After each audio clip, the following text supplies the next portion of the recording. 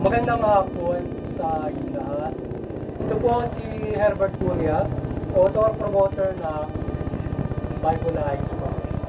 Kaakibat ang ating pananalig sa ating banal na Diyos, ang banal na Panginoon sa Kristo at gawain ng kanyang managaling banal na Santa Maria, ay ating po ay binabahagi sa inyo sa linggo ito. Ang mensahe ng ating banal na Panginoon.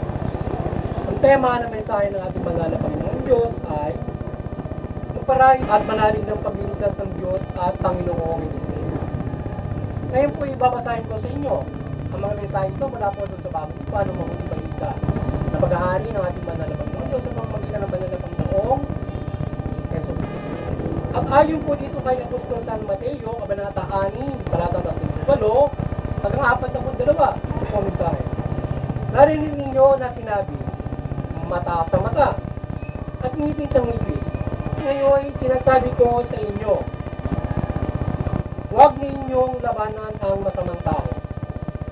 Kung may sumampal sa iyo sa kanang pisngi, meron mo pa sa kanya ang kabila. Kung ipagsakdal ka ni luman upang makuro, ibigay mo sa kanya, pati ang iyong balabal. Kung sa pilitan ko kasan sa iyo na manulupig ang kanyang dala, ng 1 kilometro ang asanin mo. Ito ng 2 kilometro. Pagbigay niyo sa iyo at huwag mong pahindihan na nanghiram sa iyo. Ipagpatuloy po natin sa 2 Timoteo Kabanata 2, Talata 1. Magpakasakit ka tulad ng isang kawal ni Kristo. Ipagpatuloy po natin sa mga taga-Efeso Kabanata 6, Talatang 14 hanggang 17. Ito ang mensahe. Kaya't maging handa kayo, gawin ninyong bigkis ang katotohanan. Itakip sa dibdib ang maluti ng pagkamatuwid at isuot ang panyapak ng pagiganda sa mga ngaral ng mabuting balita ng pagkipagkasundo. At ngayon lagi ang kalasagan ng pananalig kay Kristo bilang pananggat mamatay sa lahat ng bihiyang na parasyon ng masama. Isuot ninyo ang helmet ng kaligtasan at sunin ninyo ang tabak ng kalawang ng Espiritu Santo sa mga tuwid ng salita ng Diyos. Pagpatuloy po natin sa mga tagapulong ng Kabanata 3, Talata 12 hanggang 15. Ito po ang mensahe. Kayo'y hinirang ng Diyos, itinalaga para sa Kanya, at minamahal Niya. Kaya dapat kayong maging mahabagin, maganda ang kalooban, mabait at matiisin. Magpaumanhinan kayo, at magpatawad kung may hinanakit sa isa't isa. Tinatawad kayo ng Panginoon, kaya magpatawad din kayo. At hindi sa lahat, magiging kayo pagtuambok mo ng ganap na pagkakaisa. At paghariin ninyo sa inyong puso ang kapayapaan kaloob ni Kristo. Sapagkat ito ang dahilan, kaya kayo tinawag upang maging bahagi ng isang katawan. Salamat kayong lagi. Ito po ang mensahe ng ating banal na Panginoon Diyos sa ating pagbabahagi ng mabuting balita dito sa Bible Lives. Sa ating pong pasalamatan ng ating banal na Panginoon Diyos, Panginoon sa Kristo, banal na Espiritu. Ama po, banal na Panginoon Diyos, sa Kristo, banal na Espiritu. Santo na inita at banal na Santa. Ngayon naman po ay paliliwanag ko sa inyo ang mga mensahe nito mula po sa tema na magparaya at manalig ng pagliligtas ng Diyos at Panginoong Jesucristo. Nais pong ipabati sa atin ng ating banal na Panginoon Diyos sa pamamagitan ng banal na Panginoon sa Kristo sa inayag niya dito sa mabuting balita na tayo ay magkaroon ng tayo ay sa ating pamumuhay na ito sa pagharap natin sa iba't ibang mga nararanasan natin ng mga pagsubok, iba't ibang nararanasan natin na hindi mabuti, lalong-lalo na doon yung nagagawa ng masama ng kapwa-tao natin. Kaya kung tayo ay nagagawa ng hindi mabuti kung yung kapwa-tao natin, pamilya natin, kaibigan natin, o sino mang ay magparaya tayo. Tayo ay magpatawad sa mga taong huwag natin sila labanan, bagkos ay ituwid natin sila. Pangaralan natin sila ng mabuting balita, ngayon ay mapagbago natin sila. Hindi natin sila pagkakataon ng magbago, kagaya ng ginawa ng banal na Panginoon sa atin. Bigyan tayo ng pagkakataon na makapagbago lahat at magpamuhay ayon sa mabuting balita. Ngayon, ay kung sila ay hindi makikinig sa iyo at lalong-lalo na kung mabibigat yung kanilang ginagawang mga krimen at hindi mga naisla, mga halimbawa, kagaya na kung ikaw ay nasasampal nga, sinasakta ay dapat nakatingin mo yun. At ikaw ay pwede kang ipagtanggol ng gobyerno bilang authority at yung gobyerno ay siya magtutuwid dito sa mga tao ito o sasawayin sa mga puwersang gumagawa ng bulutugay. Ngayon ay sinasabi rin nga, ngayon ay kung gagamitin ang gobyerno laban sa iyo para ikaw ay abusuhin at ikaw ay wala nang magawa, so ikaw ay makagawa ng ito. So magpaparaya ka sa mga bagay. At ikaw ay manampalataya ng Diyos sa ating banal na Panginoon Diyos at pairalin natin ang mabuti. Sapagkat sa pananampalataya natin sa banal na Panginoon Diyos ay tayo ay dyan tayo po protektahan ng banal na Panginoon sa Kristo sa anumang makakaharap sa atin, sa anumang makakaharap sa atin. Dyan tayo dyan. Kung nagiging pagsubok ang mga bagay na yan, tayo ay hindi niya mababayaan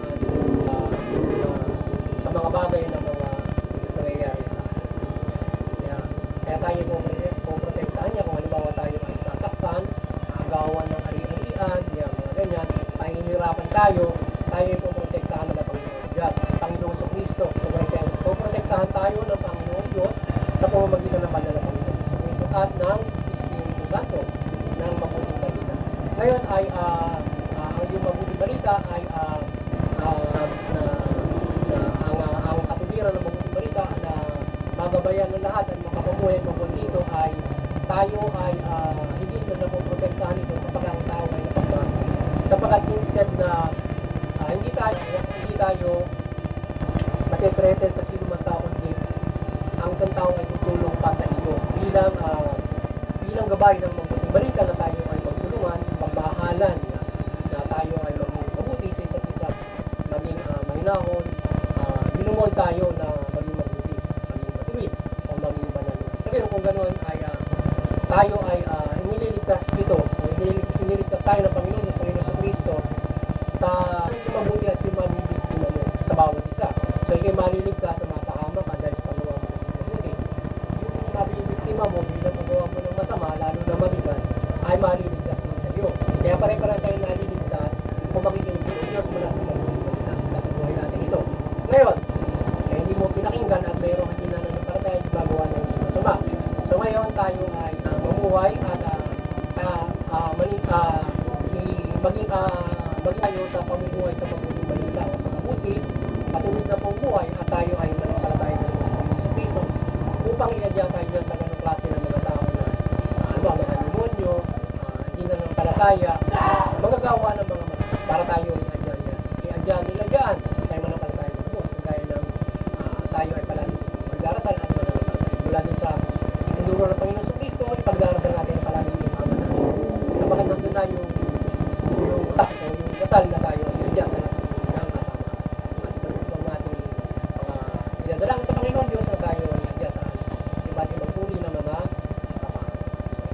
at kaya kung tayo man ay nabuti para bakit sakto na tayo, halimbawa kagaya ng Panginoon sa Kristo yung pamahalaan na mismo ang mabuso ay tayo ay magparaya. Kung tayo ay manampalataya sa Panginoon Diyos upang tayo kanyang protektahan. At yan din pamahalaan na yan ng mabuso at yung ibang mga tao na yan din ang tutubig sa kanila at iba itong mga babae. Ang ating banal na Panginoon Diyos upang yung mga maabuso doon at mga taong gumagawa ng di mabuti ay kanyang Diyos mula sa mabuting balita at iba't ibang mga kapangyarihan na kanyang gabay sa atin. Yan. Upang tayo ay protektahan niya sa lahat ng uri ng mga basta't kailangan ay huwag nating lalabanan yung mga masasama upang tayo ay hindi mapariwara rin kasi kung lalabanan mo yung masama pwedeng mapatay mo sila o sila yung mabuti mo or mahabag ka nga na sila ay magawa ng masama mahabagan mo sila lalo na kung sila mahabag ka na lang or sila ay magparaya ka na naman na sila ay kung ano pa ang mga ngayon kung sila ay talagang makulit mayroon naman tayong pamahalaan na magtutulong sa kanila para sila ay kung hindi sila makulit at yan yung pwede natin silang iwasan kung gawin nila mo kaya ginawa ng Panginoon sa Kristo iniiwasan niya yung mga tataka sa buhay niya yung mga mabibigat yung mga ginagawa sa kanyang hindi so maraming mabigat na ginagawa na pagtataka sa buhay niya iwasan natin kung tayo ay nagtatangkaan, kung tayo lumaban, iwasan natin, hanggang tayo iwasan natin. Mayroon pamalaan para siyang sumangga at protekta para niya. Ginawa nila pa noon para tayo ay hindi siyang lumaban doon sa mga masama. Mamaya natin mayroon po hindi siya ang maharap sa mga masasama na gumagawa dito para hindi tayo makasal. Ngayon, yung mga nasa authority ay nagpanan nila ang tungkulin ng mga nang doon sa mabuti at hindi sila. So, gagawa rin ng hindi mabuti laban naman doon sa gumagawa ng hindi mabuti. Kaya tayo ay kaya tayo nilubos upang sa gayon ay hindi tayo mapariwaran, hindi tayo mapahamak, tayo ay nandiyan sa lahat ng mga kasama. Tayo man nga ay may magagawa ng masama, kagaya ng ang nasabi, ito para yun. So yun muli, sabayan na naman kayo ng Bible Life Promotion sa pagbabahagi natin ng mabuting balita at kayo magkaroon ng malaking pag-aaral sa inyong kaligtasan spiritual mula dito sa mensaheng ito ng ating banal na Panginoon Diyos at sa lahat ng umangita ng ating banal na Panginoon Diyos. At ito ay patuloy nating isabuhay hanggang sa buhay na walang hanggan. Yan, at tayo umasa ng kaligtasan hanggang sa buhay na walang hanggan. At tayo patuloy na umaasa ng buhay ng kaliwanagan ni Banal na Santa Maria, paggamay ng banal na Panginoon Diyos, Panginoon sa Cristo at banal na Espiritu Santo, gayon din ang banal na Santa Maria. Sana patuloy tayong gabay niya ng kaliwanagan ng pagmimilagro sa pagbabahagi natin ng mabuti.